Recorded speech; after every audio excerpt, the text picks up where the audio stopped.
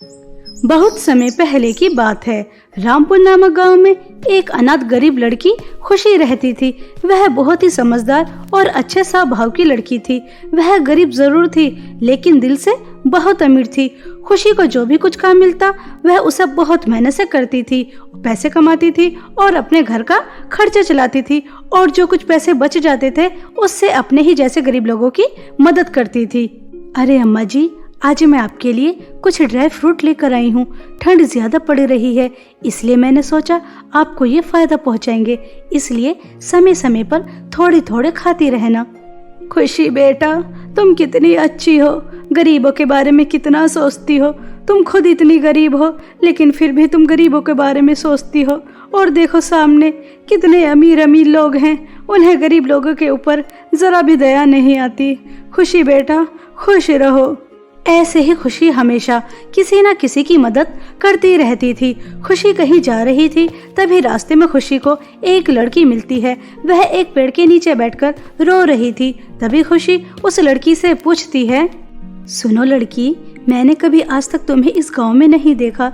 फिर तुम यहाँ पर क्या कर रही हो और तुम क्यों रो रही हो? क्या कोई परेशानी है?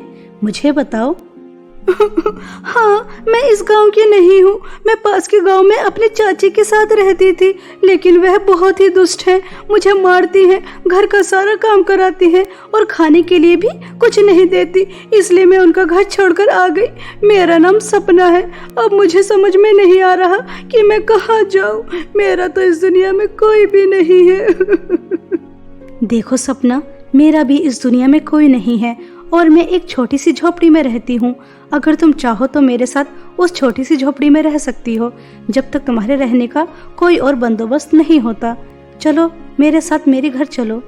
ऐसा कहकर खुशी सपना को अपने साथ घर ले जाती है, लेकिन खुशी को ये पता नहीं था कि जिस लड़की को वह अपने साथ लेकर जा रही है वह कोई मासूम लड़की नहीं है, बल्कि वह अपनी चाची के घर से चोरी कर कर भागी है और उसकी चाची उसे पुलिस के हवाले न कर दें, इसलिए कहीं छुपती फिर रही है। सपना मन ही मन में सोचती है, लगता है कोई बेवकूफी लड़की है जो मेरी बातों में आ गई। चलो ठीक है, कुछ समय इस बेवकूफ लड़की के साथ रह लेती हूँ। अगर इसके पास कुछ जमा पूंजी होगी तो उसे लेकर भी यहाँ से भाग जाऊंगी।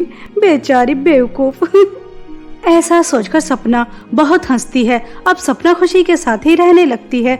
खुशी दिन रात मेहनत करती, पैसे कमाती और सपना आराम से उसके ही घर में रहकर पैसे उड़ाती रहती। एक दिन खुशी सपना से कहती है, सपना, तुम्हें इतने दिन हो गए मेरे साथ रहते रहते, लेकिन तुम मेरे साथ कोई काम करने जाती ही नहीं हो। अब मैं तुम्हारा और अपना खर्चा नहीं उठा सकती। तुम्हें भी मेरे साथ बाहर कमाने जाना चाहिए, ताकि हम दोनों मिलकर घर का खर्चा आसानी से उठा सकें। देखो खुशी, मैं तुम्हारे साथ अगर बाहर जाऊंगी, अगर मुझे चाची ने देख लिया तो वो मुझे अपने साथ घर ले जाएंगी और वह दोबारा से मेरे ऊपर अत्याचार करेंगी। तुम तो देखो कितनी अच्छी हो, हमेशा दूसरों की मदद करती हो। अगर तुम चाहती हो कि मैं अपनी चाची के घर दोबारा से चली जाऊं और वे मेरे ऊपर ऐसे ही अत्याचार करे, तो ठीक है, मैं यहाँ से चली जाती हूँ। नहीं नहीं सपना, मेरे कहने का ये मतलब नहीं था। चलो ठीक है, अब दोनों खाना खाते हैं। तुम्हारा जब तक दिल चाहे तुम यहाँ पर रह सकती हो, मैं थोड़ी और ज्यादा मेहनत कर लूंगी। ऐसा कहकर खुशी सपना के साथ खाना खाती है। ऐसे ही कुछ दिन बीत जाते हैं। एक दिन सपना खुशी के बैग को देखती है तो उसमें कोई चीज चमक रही थी। तभी सपना खुशी से पूछती है, खुशी, तुम आज क्या काम कर कर आई हो और तुम्हारे बैग में क्या चमक रहा है? जैसे कोई सोने की चीज चमक रही हो ऐसा लग रहा है। सपना, तुम्हें तो पता ही है, कभी मुझे खेतों में मजदूरी करने का काम मिलता है, कभी बर्तन बेचने का और कभी कपड़े बेचने का, लेकिन आज मेरी ईमानदारी देखकर एक सुनार ने मुझे बहुत बड़ी जिम्मेदारी दी है। मैं तुमसे इसी के बारे में बात करने वाली थी। क्या बात करने वाली थी खुशी, और क्या जिम्मेदारी दी है सुनार ने तुम्हें? सपना, कल सुबह मुझे शहर जाना है और मेरे बैग में सोने की चूड़ियां हैं और मुझे यह समय पर शहर पहुंचानी है। इसके बदले मुझे अच्छे खासे पैसे भी मिलने वाले हैं। सोने की चूड़ियों का नाम सुनकर सपना की आंखों में चमक आ जाती है और वह उन्हें चुराने का प्लान बना लेती है। खुशी को सपना के ऊपर पूरा भरोसा था, लेकिन बेचारी को कहाँ पता था कि उसकी पीठ पीछे सपना क्या करने वाली है। खुशी सो जाती है, तभी सपना उसके बैग में से सभी सोने की चूड़ियां चुरा लेती है और मन ही मन बहुत खुश होती है। अरे वाह, मुझे नहीं पता था इतनी छोटी सी झोपड़ी में मुझे इतना सारा माल मिल जाएगा। मैं तो बस इतनी छोटी झोपड़ी में इसलिए रह रही थी कि मुझे 2 वक्त का खाना मिल रहा है, लेकिन मुझे क्या पता था कि मुझे इतनी सारी सोने की चूड़ियां मिल जाएंगी। बेवकूफ लड़की, तुझे मेरे ऊपर भरोसा नहीं करना चाहिए था। अब देख, मैं तुझे कितना बड़ा चूना लगाने वाली हूँ और मैं इन सोने की चूड़ियों को बेचकर शहर में रहूंगी एक आलीशान घर में। ऐसा सोचकर सपना सभी सोने की चूड़ियां चुराकर और खुशी को धोखा देकर भाग जाती है। बेचारी खुशी सुबह उठकर देखती है तो उसके बैग में एक भी सोने की चूड़ियां नहीं थी। खुशी सपना को चारों तरफ ढूंढती है, लेकिन उसे सपना कहीं भी नजर नहीं आती। खुशी अब सब समझ जाती है कि सपना ने ही उसकी सोने की चूड़ियां चुराई हैं। यह जानकर खुशी बहुत रोती है। ये मेरे साथ कितना बड़ा अनर्थ हो गया। सुनहर ने तो मेरे ऊपर भरोसा किया था, तभी तो उसने मुझे इतनी सारी सोने की चूड़ियां दी थी। अब मैं इतना बड़ा नुकसान कैसे भरूंगी। भलाई का तो जमाना ही नहीं रहा। मैंने सपना के ऊपर तरस खाकर उसे अपने घर में रखा और उसने मुझे इतना बड़ा धोखा दिया। सपना को ऐसा नहीं करना चाहिए था। अब मैं क्या करूं? इतने सारे पैसे कहां से लेकर आऊंगी? सुनहर तो मुझे नहीं छोड़ेगा। अब मैं क्या करूं?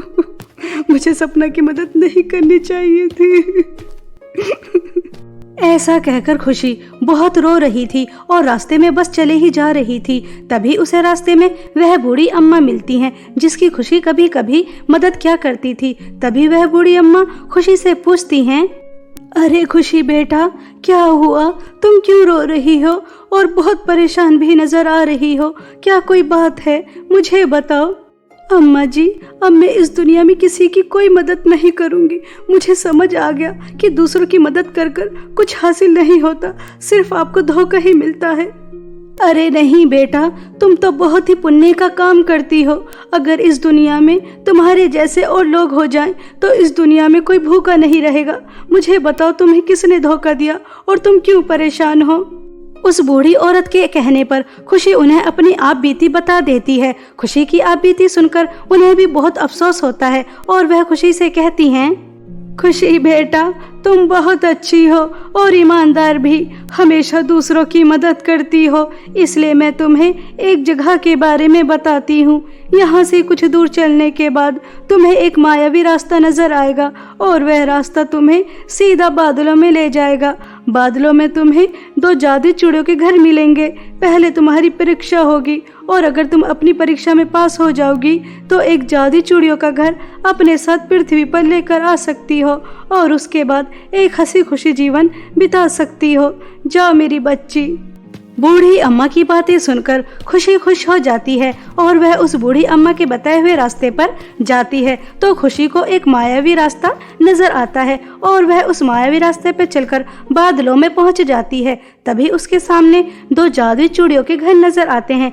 तभी एक जादुई चूड़ी के घर से आवाज आती है, खुशी, तुम्हारा बादलों के जादुई चूड़ियों के घर में स्वागत है।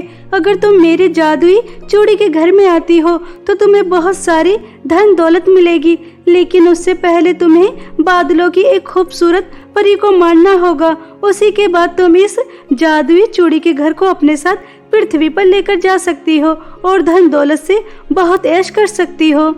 खुशी, अगर तुम मेरे जादुई चूड़ी के घर में आती हो तो तुम्हें ज्यादा धन दौलत तो नहीं मिलेगी, सिर्फ इतनी ही मिलेगी जितनी तुम्हें जरूरत है और तुम्हें किसी को मानने की भी जरूरत नहीं है। अब तुम्हारे हाथ में है कि तुम्हें बहुत सारी धन दौलत चाहिए जिससे तुम बहुत अमीर हो जाओगी, या फिर जितनी तुम्हें जरूरत है इतनी चाहिए। फैसला तुम्हारे हाथ में है। मैं जादुई दूसरा चूड़ी का घर चुनती हूँ। मुझे बहुत सारी धन दौलत नहीं चाहिए। मुझे धन दौलत का लालच नहीं है, बस मुझे जितनी ज़रूरत है उतना ही चाहिए। मुझे मेहनत कर कर कमाना अच्छा लगता है। मैं अपना नुकसान पूरा कर कर दोबारा से मेहनत कर कर 2 वक्त का खाना खाऊंगी। मुझे किसी को मारकर बहुत सारी धन दौलत नहीं चाहिए। खुशी के इतना कहते ही बादलों का पहले वाला जादुई चूड़ी का घर गायब हो जाता है और खुशी दूसरे जादुई चूड़ी के घर के अंदर जाकर देखती है तो उसके अंदर बहुत सारी धन दौलत होती है, हीरे जवाहरात, सोने के सिक्के। यह सब देखकर खुशी चौंक जाती है। तभी जादुई चूड़ी के घर से आवाज आती है, खुशी तुम बहुत अच्छी हो, तुम्हें किसी चीज का लालच नहीं है, तुमने धन दौलत का लालच नहीं किया, इसलिए तुम्हें ये सारी धन दौलत मिलती है। तुम अपने साथ जादुई चूड़ी के घर को लेकर जा सकती हो, तुम्हें कभी किसी चीज की कोई कमी नहीं होगी। जादुई चूड़ी के घर की बातें सुनकर खुशी खुश हो जाती है और वह बादलों से वह जादुई चूड़ी का घर अपने साथ पृथ्वी पर लेकर आ जाती है। अब खुशी वह जादुई चूड़ी के घर से सोने की चूड़ियां सुनहर को वापस भी कर देती है और अपने साथ साथ और भी गरीब और अनाथ लोगों की बहुत मदद करती है। हमेशा की तरह खुशी गरीब लोगों की मदद कर कर वापस आ रही थी। तभी उसे रास्ते में सपना नजर आती है जिसे पुलिस पकड़कर लेके जा रही थी। तभी खुशी सपना से कहती है, सपना, बुराई का फल एक ना एक दिन जरूर मिल ही जाता है। मैंने तुम्हारे साथ कितना अच्छा किया और तुमने मेरे साथ कितना बुरा किया, लेकिन मेरी अच्छाई और ईमानदारी ने मेरे साथ बुरा नहीं होने दिया। देखो, आज मेरी अच्छाई और ईमानदारी की वजह से मेरे पास बादलों के जादुई चूड़ी का घर है, जिसकी मदद से मैं अपने साथ साथ और भी लोगों की मदद कर रही हूँ। अब तुम जाओ और जेल में सड़ो। इसी तरह सपना अपनी बुराइयों की वजह से जेल में सड़ रही थी और खुशी अपनी अच्छाइयों की वजह से एक जादुई चूड़ी के घर में हंसी खुशी जीवन बिता रही थी। बहुत समय पहले की बात है। शांतिपुर नामक गांव में अर्चना और काजल दो दोस्त रहा करती थीं। काजल और अर्चना दोनों अनाथ थीं। इनका इस दुनिया में कोई नहीं था। दोनों एक दूसरे का सहारा थी। अर्चना को काजल एक मेले में मिली थी। उस दिन से लेकर आज तक ये दोनों एक साथ रहा करती थी, एक साथ खाती थी और एक साथ ही खेतों में मजदूरी किया करती थी। एक दिन अर्चना और काजल खेतों से वापस घर आ रही थी। तभी वह देखती हैं दो बच्चे अपने माता पिता के साथ बहुत हंसी खुशी खेल रहे थे। उन्हें देखकर काजल और अर्चना के आंखों में आंसू आ जाते हैं। तभी काजल अर्चना से कहती है, अर्चना, मैंने कभी अपने माता पिता को नहीं देखा। पता नहीं वो कैसे दिखते होंगे। अगर आज वो मेरे साथ होते तो मेरा जीवन कुछ और ही होता। मैं माँ के हाथ से खाना खाती, पिताजी के साथ घूमने जाया करती और छोटी छोटी बातों पर रूठ जाया करती। कितना अच्छा लगता। देखो तो दोनों बच्चे अपने माता पिता के साथ कितना खुश नजर आ रहे हैं। काजल, तुम्हें पता है, मैंने अपने माता पिता को देखा है। जब मैं 5 वर्ष की थी तब मेरे माता पिता की एक सड़क दुर्घटना में मृत्यु हो गई। मुझे आज भी याद है, माँ मुझे लोरी सुनाकर सुलाया करती थी, अपने हाथ से खाना खिलाती थी और पिताजी तो अपने कंधे पर बिठाकर मुझे पूरा मेला दिखाते थे। लेकिन उस सड़क हादसे ने मुझसे मेरी सारी खुशियाँ छीन ली।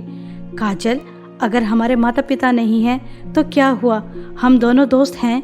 देखो, बिल्कुल बहनों की तरह हम अपनी दोस्ती को कभी नहीं टूटने देंगे। अर्चना, तुम ठीक कह रही हो, हम अपनी दोस्ती को कभी नहीं टूटने देंगे, हमेशा एक दूसरे का साथ देते रहेंगे। अब चलो घर चलते हैं, मुझे बहुत तेज भूख लगी है। हाँ, चलो, मुझे भी बहुत तेज भूख लगी है। बातों से तो पेट नहीं भरेगा, खाना खाकर ही भरेगा। ऐसा कहकर काजल और अर्चना दोनों हंसने लगती हैं और घर जाकर खाना खाकर सो जाती हैं। ऐसे ही समय बीत रहा था। एक दिन काजल को बहुत तेज बुखार आ जाता है। अर्चना काजल को तुरंत हॉस्पिटल लेकर जाती है। तभी डॉक्टर अर्चना से कहते हैं, देखो अर्चना जी, आपके दोस्त का बुखार बिगड़ चुका है। लगता है इन्हें काफ़ी दिन से बुखार आ रहा था, लेकिन इन्होंने अपने ऊपर ध्यान नहीं दिया और ये काम करती रहीं। इन्हें कम से कम 1 महीना हॉस्पिटल में रहना पड़ेगा और इनका ट्रीटमेंट अच्छी तरह चलेगा, तभी हम तुम्हारे दोस्त को ठीक कर पाएंगे, वरना तो हम कुछ नहीं कर सकते। डॉक्टर साहब, 1 महीने का कितना खर्चा आएगा? कम से कम 2.5 से 3 लाख तो मान कर चलो। अर्चना इतने सारे पैसे सुनकर घबरा जाती है, क्योंकि दोनों मजदूरी क्या करती थी और जो भी कुछ कमाती थी वह रोजमर्रा की चीजों में खर्च हो जाया करती थी। कोई जमा पूंजी भी नहीं थी। अर्चना लड़खड़ाते शब्दों में डॉक्टर से कहती है, डॉक्टर साहब, मेरी दोस्त के सिवा मेरा इस दुनिया में कोई नहीं। मैं अपनी दोस्त को बचाने के लिए कुछ भी करूंगी। बस आप काजल का ट्रीटमेंट शुरू करें, आपको समय रहते पैसे मिल जाएंगे। ऐसा कहकर अर्चना हॉस्पिटल से वापस आ जाती है, लेकिन अंदर ही अंदर बहुत ज़्यादा परेशान होती है कि वह इतने सारे पैसों का इंतज़ाम 1 महीने के अंदर अंदर कैसे करेगी। मजदूरी करके तो सिर्फ 5,000 रुपये ही मिलते हैं, वह 2.5 से 3 लाख रुपए का इंतज़ाम कहाँ से करेगी। अर्चना जमींदार के पास जाती है और उनसे मदद की भीख मांगती है। जमींदार साहब, आप तो इतने धनवान हैं, अगर आप किसी को 3 लाख रुपए दे दें तो आपकी धनराशि में कोई कमी नहीं आएगी। आपको पता है मेरी दोस्त काजल की बहुत तबीयत खराब है, मुझे 3 लाख रुपए की बहुत ज़्यादा ज़रूरत है। आप मुझे उधार के तौर पर दे दीजिए, मैं आपके यहाँ ज़िंदगी भर मजदूरी करती रहूँगी और आपसे कभी 1 रुपया नहीं लूँगी। कृपया करके आप मेरी मदद कीजिए। सुन लड़की, तूने क्या मुझे पागल समझा है जो मैं तुझे 3 लाख रुपए उधार दूंगा?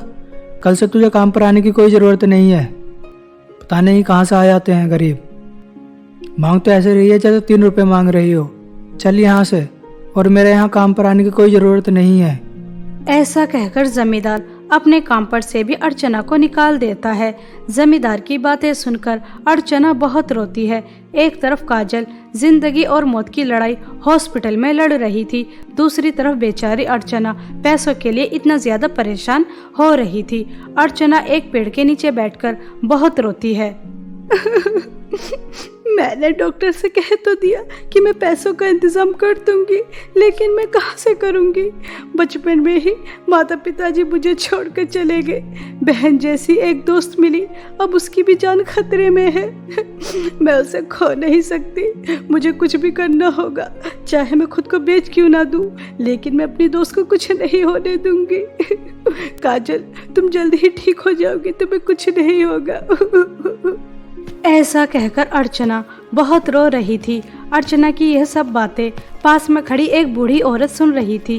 तभी वह बूढ़ी औरत अर्चना के पास आती है और अर्चना से कहती है, बेटा, क्या तुम अपनी दोस्त को बचाने के लिए कुछ भी करने के लिए तैयार हो? मैं तुमसे जो करने के लिए कहूँगी, अगर तुम वो करने के लिए तैयार हो जाओगी तो तुम जितने चाहे उतने पैसे मुझसे ले सकती हो, लेकिन जैसा मैं तुमसे कहूँगी तुम्हें बिल्कुल वैसा ही करना होगा। अम्मा जी, मेरी दोस्त के सिवा मेरा इस दुनिया में कोई नहीं, मैं उसे बचाने के लिए कुछ भी करने के लिए तैयार हूँ। आप बताइए, आप मुझसे क्या करवाना चाहती हैं? आप जैसा कहेंगी मैं बिल्कुल वैसा ही करूँगी, बस मुझे पैसों की ज़रूरत है। बताइए मुझे क्या करना है? बेटा, मैं कोई मामूली बुढ़िया नहीं हूँ, मैं परियों की रानी हूँ। मैं एक जादूगरनी की बातों में आ गई और उसने मेरी जादुई सैंडल चुराकर बादलों में कहीं छुपा दी। मैं कब से तुम्हारी ही तरह किसी लड़की की तलाश कर रही थी, क्योंकि बादलों से जादुई सैंडल लाना इतना आसान नहीं। जो लड़की तुम्हारी तरह हिम्मत और निडर वाली हो, सिर्फ वो ही ला कर दे सकती है। क्या तुम बादलों से मेरी जादुई सैंडल लेकर आ सकती हो? अम्मा जी, मगर मैं बादलों से जादुई सैंडल कैसे लेकर आ सकती हूँ? मैं वहाँ पर कैसे जाऊँगी? अर्चना बेटा, बादलों से जादुई सैंडल लाना इतना आसान नहीं होगा। तुम्हें वह जादूगरनी बहुत परेशान करेगी, लेकिन तुम्हें अपनी हिम्मत नहीं हारनी। तुम अपनी बुद्धि और चालाकी से बादलों से जादुई सैंडल लेकर आओगी। ठीक है बेटा, मैं तुम्हें बताती हूँ कि तुम किस तरह से बादलों से जादुई सैंडल लेकर आओगी। ऐसा कहकर वह बूढ़ी औरत अर्चना को पंख लगा देती है और उसके बाद अर्चना उड़ते हुए बादलों में जाती है। तभी उसके सामने वह जादूगरनी आ जाती है और अर्चना से कहती है, सुन लड़की, मैं तुझे बादलों से जादुई सैंडल नहीं लाने दूंगी। मुझे पता है तुझे उस बूढ़ी परी ने भेजा है, मगर मैं तुझे वहां नहीं जाने दूंगी। उससे पहले मैं तुझे जान से मार दूंगी। जादूगरनी, तू मेरा कुछ नहीं बिगाड़ सकती। मैं बादलों से जादुई सैंडल लेकर ही आऊंगी। तुझे पता है तेरा जादुई गोला, जिसके अंदर तेरी सभी काली शक्तियां हैं, वह मेरे पास है। तेरे पास मेरा जादुई गोला कैसा आया? उसके अंदर तो मेरी सभी काली शक्तियां हैं। अगर वह नष्ट हो गया तो मैं भी नष्ट हो जाऊंगी। ठीक है, तुम बादलों से जादुई सैंडल लेकर आ सकती हो, लेकिन पृथ्वी पर जाने के बाद मुझे मेरा जादुई गोला वापस करोगी।